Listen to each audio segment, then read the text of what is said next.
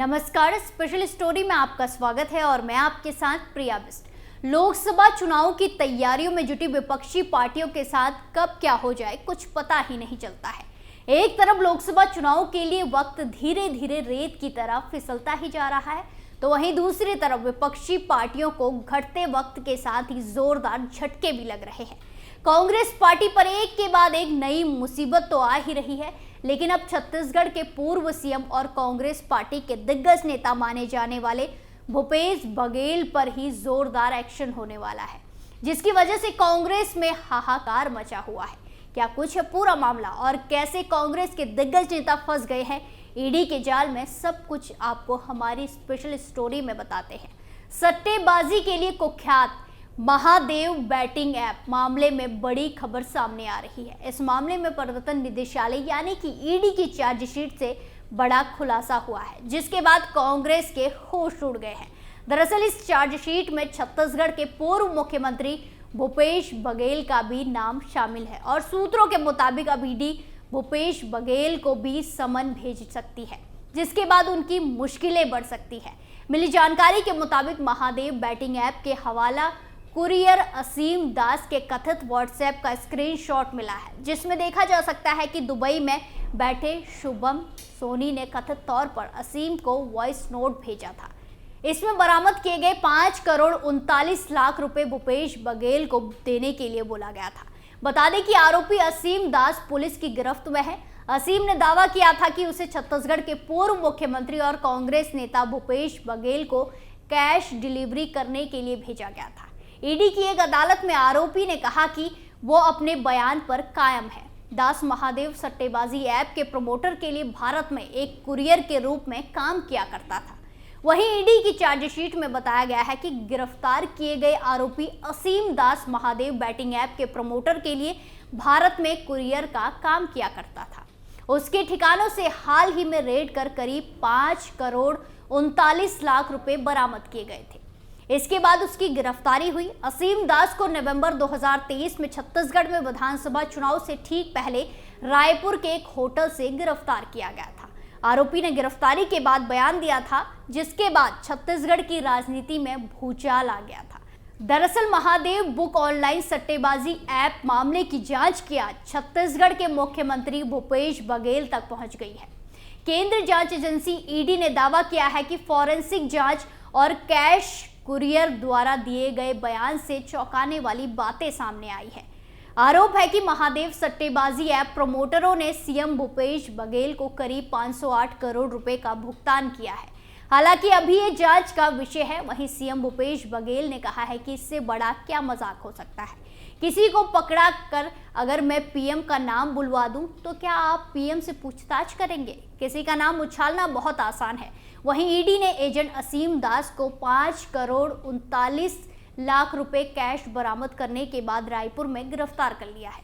जांच एजेंसी के मुताबिक एजेंट असीम दास को ऐप प्रमोटर ने यूएई से भेजा था। आरोप है कि उसे छत्तीसगढ़ में कांग्रेस को चुनाव खर्चे के लिए बड़ी मात्रा में नकदी पहुंचाने का काम दिया गया था। जांच एजेंसी ने एक बयान में आरोप लगाया है कि असीम दास ने स्वीकार किया है कि जब्त किया गया कैश महादेव ऐप प्रमोटरों ने छत्तीसगढ़ में आगामी चुनाव खर्चों के लिए एक राजनेता बघेल तक पहुंचाने की व्यवस्था की थी। एजेंट असीम दास से पूछताछ और उसके पास से बरामद फोन की फॉरेंसिक जांच के अलावा शुभम सोनी महादेव ऐप के उच्च पदस्थ आरोपियों में से एक द्वारा भेजे गए ईमेल की जांच से कई चौंकाने वाली बातें सामने आई हैं। आरोप है कि महादेव ऐप प्रमोटरों ने छत्तीसगढ़ के मुख्यमंत्री भूपेश बघेल को लगभग 508 करोड़ रुपए का भुगतान किया था। हालांकि एजेंसी ने यह भी कहा है कि पैसे दिए गए या नहीं ये जांच का विषय है। ईडी ने कहा कि उसने 2 नवंबर को एक खुफिया इनपुट के आधार पर असीम दास को पकड़ा। इनपुट मिला था कि छत्तीसगढ़ में 7 और 17 नवंबर को हुए विधानसभा चुनावों के लिए महादेव ऐप के प्रमोटरों द्वारा बड़ी मात्रा में कैश ले जाया जा रहा था। ये नकदी राज्य के दुर्ग जिले के भिलाई स्थित होटल ट्राइटन में खड़ी एक एसयूवी से जब्त की गई। हालांकि सीएम भूपेश बघेल ने पहले भी आरोप लगाया था कि ईडी जैसी केंद्रीय एजेंसियां विपक्षी दलों और उनके नेताओं को निशाना बनाने के लिए भाजपा के नेतृत्व वाली केंद्र सरकार के इशारों पर काम कर रही है।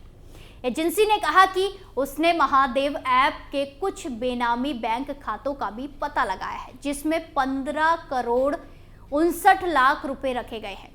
उन्हें मनी लॉन्ड्रिंग के प्रावधानों के तहत फ्रीज कर दिया गया है। साथ ही कहा कि जब्ती के दौरान एक पुलिस कांस्टेबल भीम यादव को भी गिरफ्तार किया गया है। ईडी ने दावा किया कि भीम यादव ने पिछले 3 सालों में अवैध रूप से दुबई की यात्रा की और महादेव ऐप के प्रमोटर रवि उप्पल और सौरभ चंद्र कर्क से मुलाकात की। साथ ही महादेव ऐप के भव्य समारोह में भी शामिल हुआ।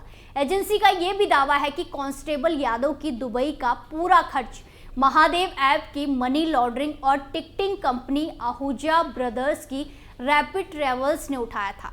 ईडी के मुताबिक वो छत्तीसगढ़ के वरिष्ठ अधिकारियों और राजनेताओं के फायदे के लिए महादेव ऐप प्रमोटरों से रिश्वत की रकम प्राप्त करने का माध्यम था। एजेंट असीम दास और कांस्टेबल यादव दोनों को शुक्रवार को रायपुर में PMLA कोर्ट में पेश किया गया और कोर्ट ने उन्हें 7 दिन की ईडी हिरासत में भेज दिया है।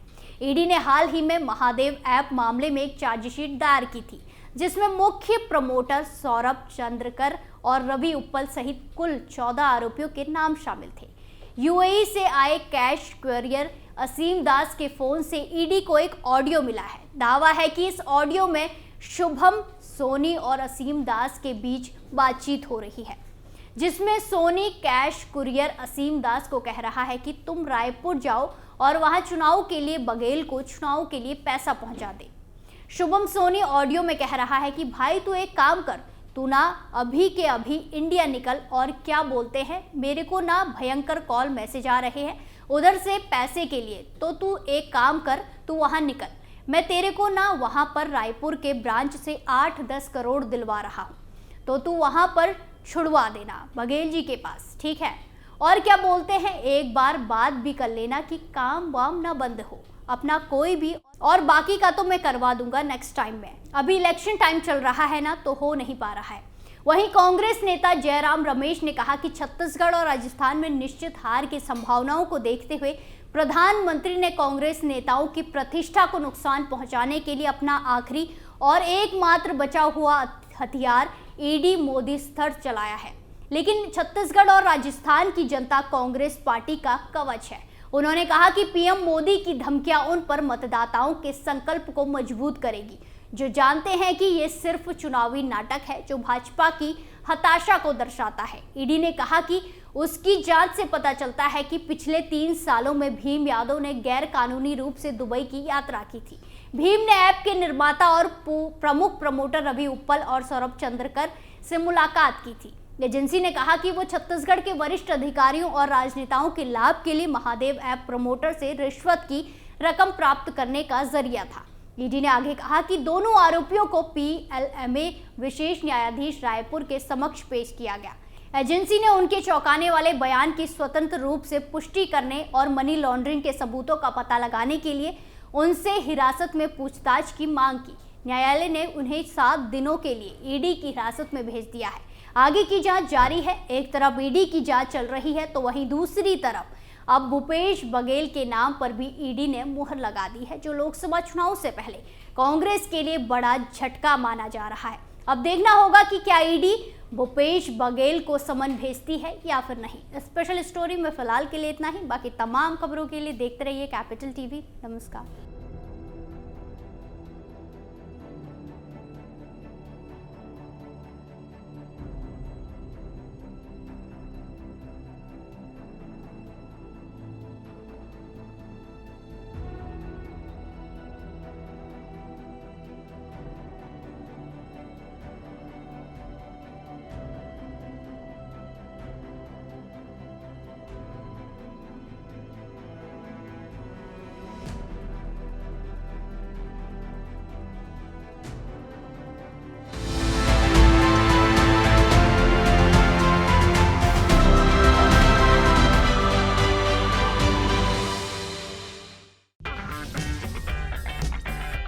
अगर आपको हमारा वीडियो पसंद आया हो तो इसे लाइक करें, हमारे चैनल को सब्सक्राइब करें और हाँ, बेल आइकन दबाना ना भूलें ताकि आप तक हमारे वीडियो की नोटिफिकेशन पहुंचती रहे।